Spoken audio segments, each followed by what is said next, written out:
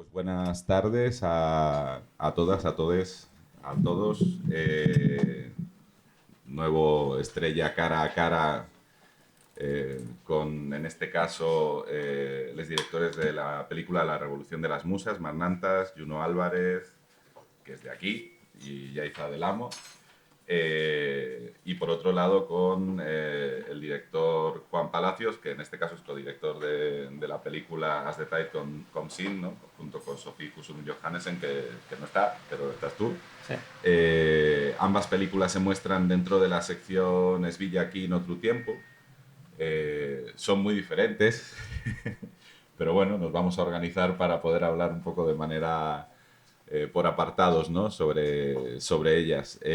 Voy a empezar por Las Musas primero, porque, bueno, es una película que le estaba comentando ahora, que me ha parecido súper libre, que aborda desde un prisma contemporáneo el papel de las musas en el proceso creativo de diversos artistas pues, destacados de la historia del arte occidental, como pueden ser Picasso, Monet, Baudelaire, Tiziano, Tintoretto, Caravaggio, pero también lo hace desde un modo crítico, como actualizando la temática de cómo era el concepto de estas musas en ese momento, ¿no? Y cómo podría ser a día de hoy pues reivindicar su papel de una manera más libre y más igualitaria, ¿no? Porque muchas veces reconoce a los autores, en este caso todos hombres, por su trabajo y por su obra, pero no a su fuente de inspiración o a aquellas personas que sirvieron de modelo o que movieron ese trabajo, ¿no? La película está estructurada de manera, bueno, podemos decir casi episódica, pasando de una musa a otra, aunque hay una actriz que es el hilo conductor, que interpreta a varias y que empieza siendo Clio. Y a la vez es un ejercicio metacinematográfico, porque les vemos a ellas también participar, ¿no? de la narrativa, ¿no? como parte de esta no ficción, ¿no? Podríamos decir. Y bueno, yo para empezar os quería preguntar un poco, pues eso, cuál es el germen del proyecto, porque como tiene tanto peso dentro de ello el tema de la historia del arte, del research, etcétera, pues y cómo pasáis de a lo mejor una idea inicial inspirada a algo estructurado, ¿no? Que creo que no fue tarea fácil. ¿Quieres que responda Dale. yo? Vale. A ver, creo el germen de la historia sucedió más o menos, o sea, todo esto empezó en el 2020 y hay una anécdota dentro de la película que cuento a la voz en off, que en este caso pues es la mía, que es real, que yo, por ejemplo, en aquel momento estaba trabajando en el porno y entonces también me apetecía mucho trabajar para artistas y entró en contacto conmigo un artista que le pareció que yo podía encajar en lo que estaba pues él pues proponiendo. Pero sí que fue una situación muy, pues, por ejemplo, en ese momento, pues, un poco violenta, no me propuso ni dinero, ni, ¿no? O sea, era como simplemente por amor al arte y ya está, y después, pues, no me importa tu nombre, o, bueno, lo haré ¿sabes? Por mí y ya.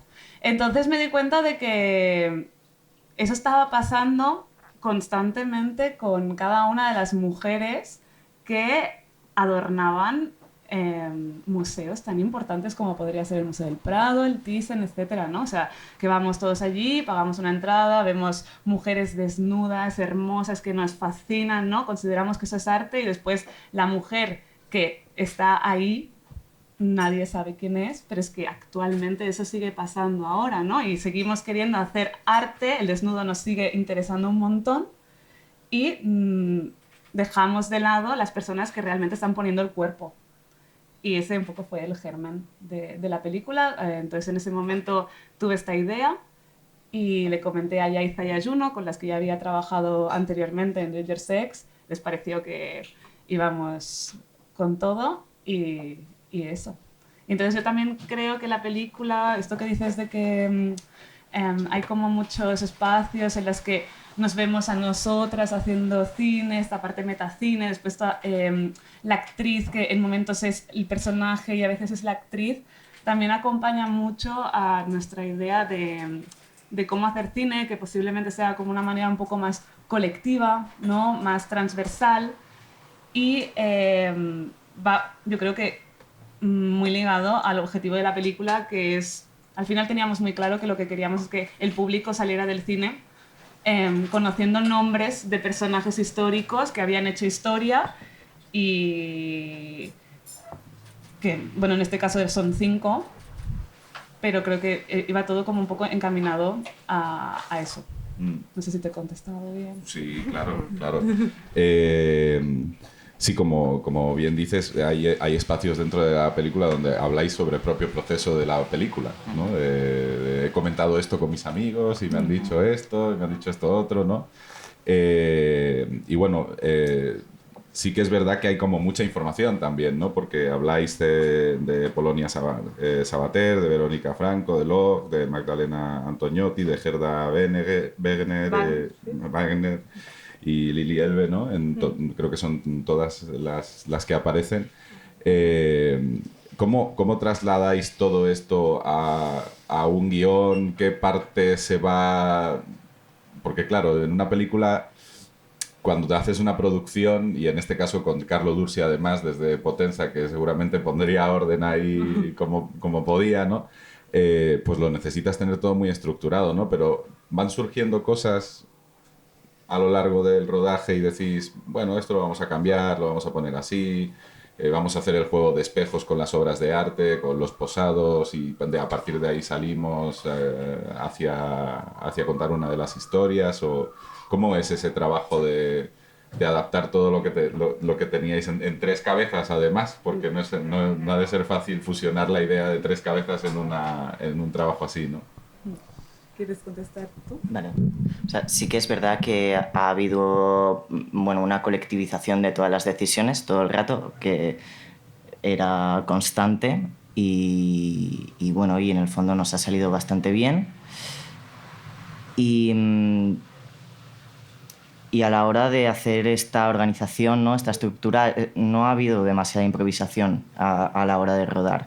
Sí que ha sido más una improvisación de montaje, de llegar a la hora de ir a sala, hacer un corte, decir, vale, aquí no se están entendiendo realmente las historias de estas personas, quizás tenemos que tomar otro rumbo, volver a rodar y así un poco en bucle. Es un poco lo que sí que ha sucedido, y de reescrituras de guión, pero una vez ya ha llegado a montaje. Y Vivi. Y sí que María es historiadora del arte, hemos trabajado con otra investigadora y nos ha ayudado un poco a encontrar estas historias que es verdad que son innumerables, pero a la vez están muy escondidas. Entonces no ha sido tan fácil encontrar estos datos de estas mujeres, que en parte también nos las hemos inventado y hemos hecho una reescritura a nuestra manera. No te preocupes. Hay una cita que, si no recuerdo mal, es la que abre la película, que define a Clio Schopenhauer, ¿no? Que la traigo aquí solo por leerla y un poco comentarla, ¿no? Y cómo la película es una respuesta a esto. Dice Clio: la musa de la historia está tan plenamente infectada de la mentira como una prostituta callejera de la sífilis. Eso era lo que escribió Schopenhauer sobre la musa Clio. A mí me parece que la respuesta a esto es la película en sí, ¿no? Totalmente. Bueno, es que esta frase, cuando la encontramos, fue como caída un poco del cielo. Sí que es verdad que muchos historiadores hablan de la prostitución como algo, sobre todo a finales del siglo XX, con la sífilis, etcétera, como algo, pues, como si fuera diabólico, ¿no? Pues porque en teoría llevaba toda esta enfermedad. Pero en este caso, claro, nos servía como... O sea, teníamos muy claro que nuestra musa era Clio, que en teoría es la musa de la historia, representa y es nuestro personaje, y es quien va a reescribirla en nuestra película. Sí que es verdad, como dice Juno, que nuestra idea desde el inicio era ser muy libres con el discurso, o sea, era ser muy libres con las historias de estas mujeres. O sea, todo lo que no íbamos a encontrar podíamos jugar con nuestra imaginación y hacer una vida paralela de esa musa, ¿no? Por ejemplo, pues con Madeleine Antonetti, etc.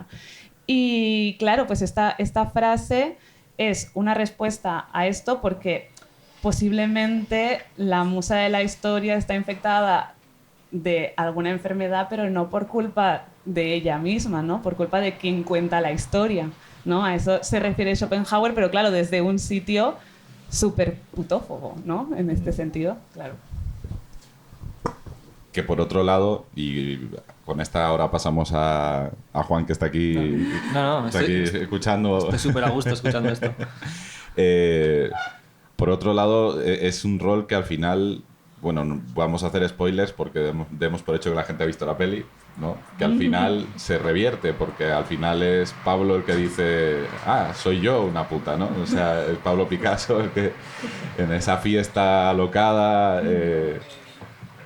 no sé qué le ponen, no sé si lo que le ponen es M o creo que es M, ¿no? Es MDMA, le ponen a Pablo Picasso, a un Pablo Picasso contemporaneizado, le ponen M en la bebida y entonces le dicen, pero tú te das cuenta que tú también eres una puta, ¿no? Entonces es como, se llega incluso a revertir ese rol.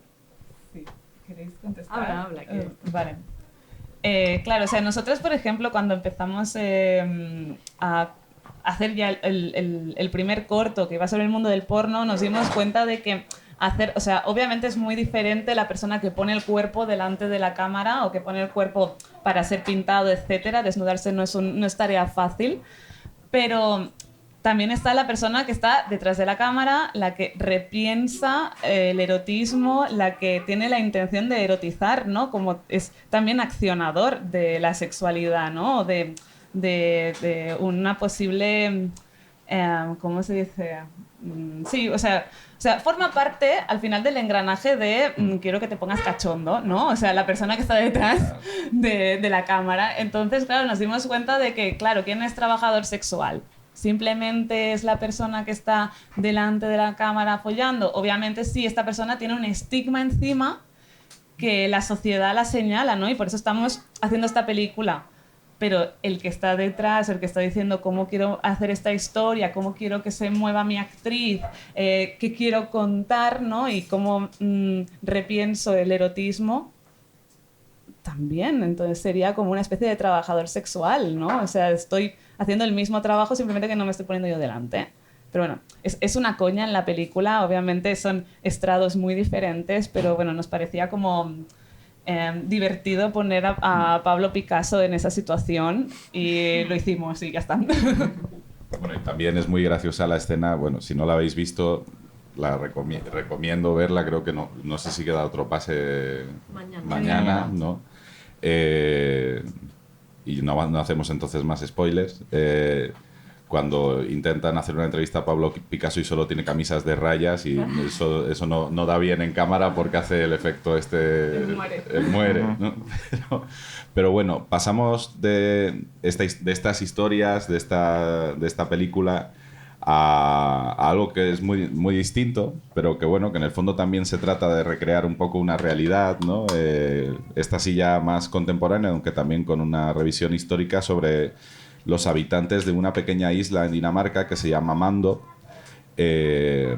Juan Palacios presentó esta obra en Tesalónica, si no me equivoco, fue la película inaugural de Visions du Réel, estuvo en Gotemburgo también, él ya nos visitó, aquí ya somos todos viejas y viejos conocidos, nos visitó en 2019 con Meseta. Y bueno, lo que plantea Juan en esta película es un retrato de los diferentes pocos habitantes que quedan en esta isla que está en constante peligro de inundación por subidas de marea, por ciclos lunares, etcétera, y cómo son esos perfiles, ¿no? Y a la vez cómo son los outsiders que vienen, ¿no? a esta isla para generar una sensación al final de extrañeza y de constante tensión que va increciendo a lo largo de la cinta. Por el peligro inminente, ¿no? ¿Cómo es esta gente que vive ante el peligro inminente? A sabiendas después de que se relata un poco la historia de previas inundaciones que fueron catastróficas para la isla, una de ellas borrando del mapa del pueblo anterior y bueno, pues Juan, me gustaría un poco... O sea, yo creo que es una película que se ha rodado con mucho tiempo, ¿no? Porque por lo menos un año, por lo que me guía, uno de los personajes, porque se celebra 2 cumpleaños en la película, pero por lo menos tienes que haber convivido ahí como para poder, ¿no? Llegar a plasmar todos estos diferentes caracteres, ¿no? Con uno que quizá es el hilo conductor, que es el último, bueno, no sé si el último granjero, que es el que con el que comienza y con el que acaba la película, ¿no? Entonces, ¿por qué vais amando primero y por qué y cómo hacéis para condensar bueno, pues poco más de una hora, ¿no? Toda esta historia de la isla? Sí. Bueno, ¿por qué llegamos a Mano? Este es un proyecto que nace de mi proyecto anterior, en realidad, de Meseta, que es una película como una exploración sobre la España vaciada. Y la presenté en el CPH Docs en un festival de Copenhague, y allí la vi un productor que le gustó, y un año más tarde me llega un email que pone Meseta en el agua. Y no sé, me pareció como un título súper raro para un email. Y me proponía escribir y dirigir esta idea de película que tenía él sobre hacer... Bueno, era una idea muy, muy simple, era simplemente hacer una película en esta isla, un poco en el tono en el que había hecho mi película anterior. Y así es como empezamos. Pues el equipo, bueno, esto es una colaboración muy estrecha con Sofie Husum Johannesen, que ella es antropóloga visual. Entonces, bueno, ella, digamos que hizo toda la investigación más antropológica de la isla. Entonces estuvo semanas ella sola como recolectando todas las historias vitales de cada uno de los habitantes que quedan en la isla, que son 27 en realidad. Y bueno, estas narrativas humanas fueron como pues un poco la base como el inicio de la película. Empezamos como, bueno, pues a buscar dentro de estas historias igual cuáles eran las que más resonaban con la temática general de la película, que era, bueno, pues esta tormenta especulativa que posiblemente puede, pues, hacer desaparecer de la faz de la Tierra a esta islita. Pues ese fue un poco el comienzo. Bueno, vemos que como decía, hay varios personajes, ¿no? Está como el personaje del granjero, que es un granjero que se ven unas imágenes suyas en la película cuando era joven, ¿no? Y le decían cuáles son tus deseos, cuáles son tus sueños, etcétera. Pero que ya lo vemos ya a una edad más avanzada, con un hijo, una familia desestructurada, ¿no? Y un poco soñando con ir a una especie de programa de granjero busca esposa, ¿no? Para, no sé, como paliar esa soledad, ¿no? de la isla, porque obviamente en la isla no tiene pareja, ¿no? No. Pero luego también tenemos a la mujer más mayor, ¿no? Que llega a ser centenaria. Tenemos a la persona que atiende la tienda, que a la vez es la que está vigilando las alertas de tormenta. El párroco que va ahí cada cierto tiempo a dar la misa, ¿no? Y luego tenemos los que vienen de fuera, que es el ornitólogo que va buscando los sonidos de los pájaros que al parecer van desapareciendo. Quizá esto también un poco por el cambio climático, o a saber, ¿no? Si probablemente será por eso. Y lo que a mí me hace más gracia, los turistas. Es decir, los turistas que van y les van enseñando la isla y dicen, no, esto se inunda y tal. O sea, ¿cómo al final lográis construir como toda esta coralidad, ¿no? Como todo este conjunto de voces, y por qué la elección de cada uno de estos perfiles, ¿no? Sí, o sea, es una película coral, como bien dices. Yo creo que desde el principio, para mí, yo me había planteado como que el personaje principal es la isla en sí, ¿no? Y luego, pues, se trataba para mí de buscar diferentes personajes humanos y no humanos que de alguna forma pues estén relacionados con este territorio. Y están esos que has mencionado, pero luego también está la Luna, que es un personaje bastante bueno, pues bastante principal también, porque por un lado es la que mueve las mareas, ¿no? Que hace que deforma esta isla, porque es una isla que está como muy condicionada por estas mareas. Es una isla en la que puedes salir solo cuando hay marea baja, se abre como una carreterita durante una hora y eso te da acceso al continente. Puedes cruzarla solo un par de veces al día durante una hora. Entonces es como una isla muy condicionada a la fuerza de las mareas. Y luego también hay algo muy curioso, es que muchos de los isleños sufren de una especie de... Ellos le llaman la enfermedad de la luna, que es que durante la luna llena no, se ponen como súper eufóricos y no pueden dormir por la noche, están como pues, súper pendientes de la luna, paseando, y luego durante el día están como medio groguis. Sí, y es algo, o sea, que visto desde fuera es un poco como, bueno, puede sonar un poco como medio historia, ¿no? Mística, pero es algo muy real para ellos. Y, por ejemplo, pues uno de los el marido de una de las personajes de la película, pues murió durante la luna llena, que le dio un infarto. O sea, es como es una cosa bien real. Y bueno, entonces se trataba para mí eso, de buscar pues, diferentes elementos que pivoten alrededor de esta isla y crear un relato con todos ellos. Y bueno, y respecto a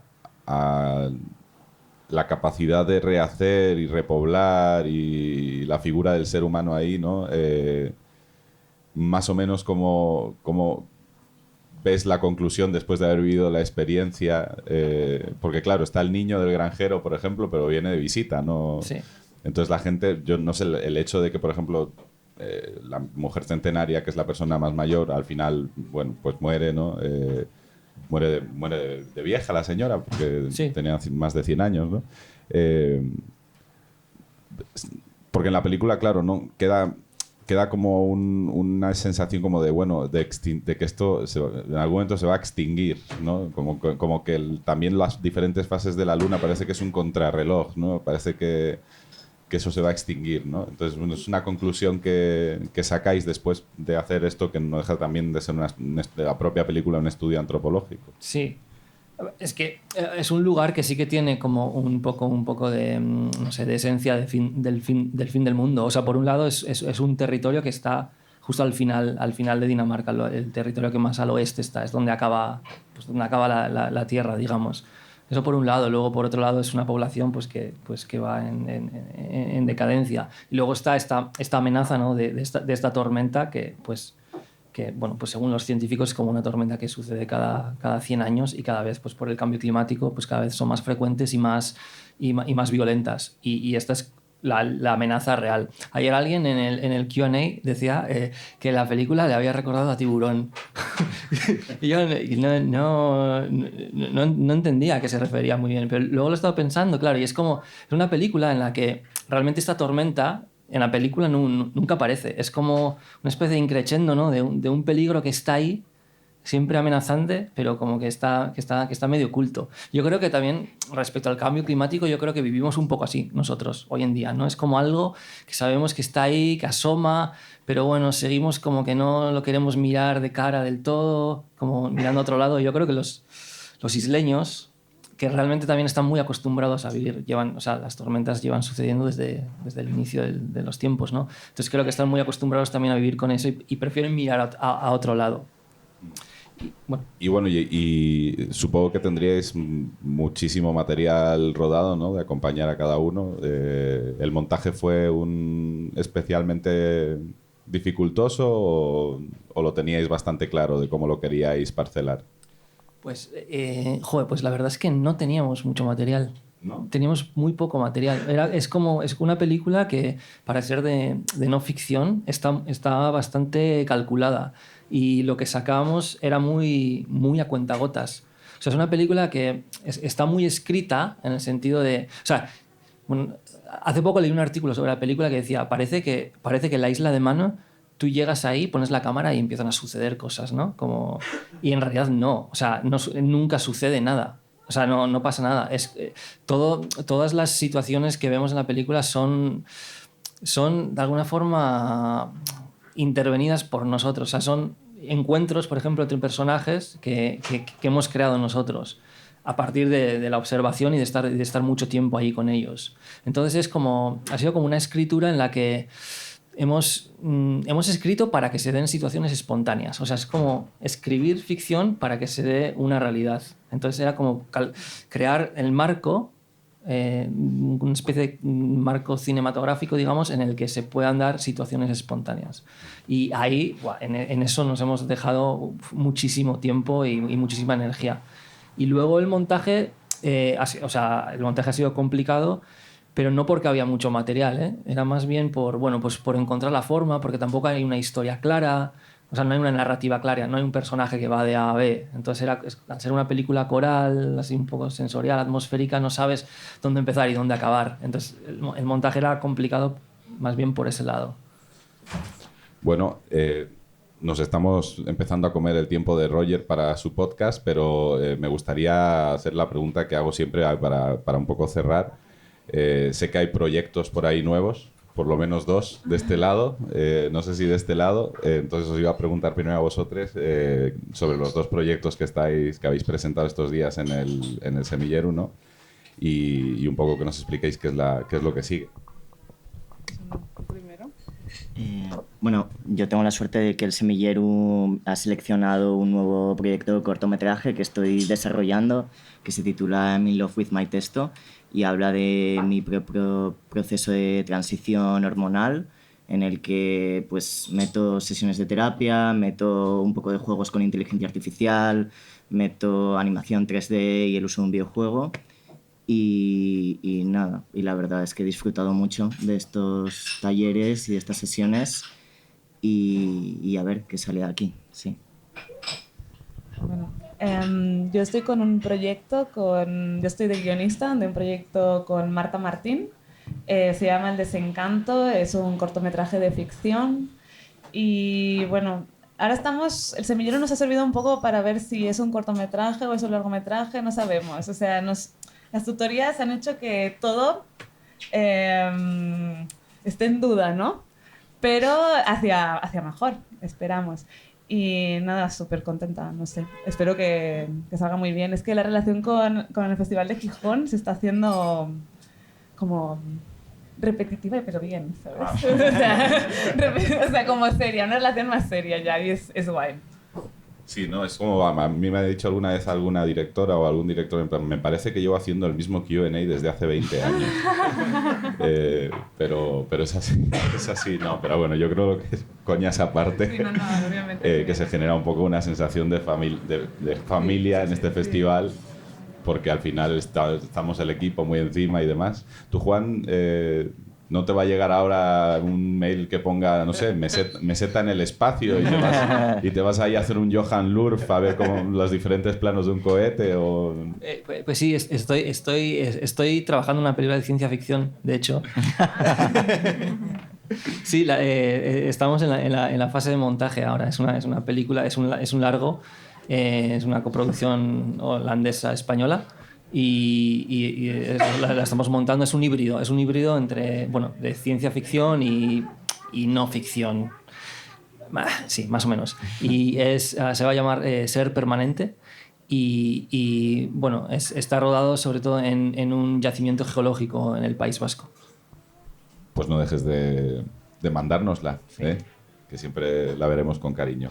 Bueno, pues cerramos aquí para dar paso al siguiente coloquio, que es un podcast en ese caso. Muchas gracias por venir, muchas gracias por estar en el festival y por compartir estos ratitos aquí en el Toma 3 con todas y con todos. Gracias a vosotros. Gracias.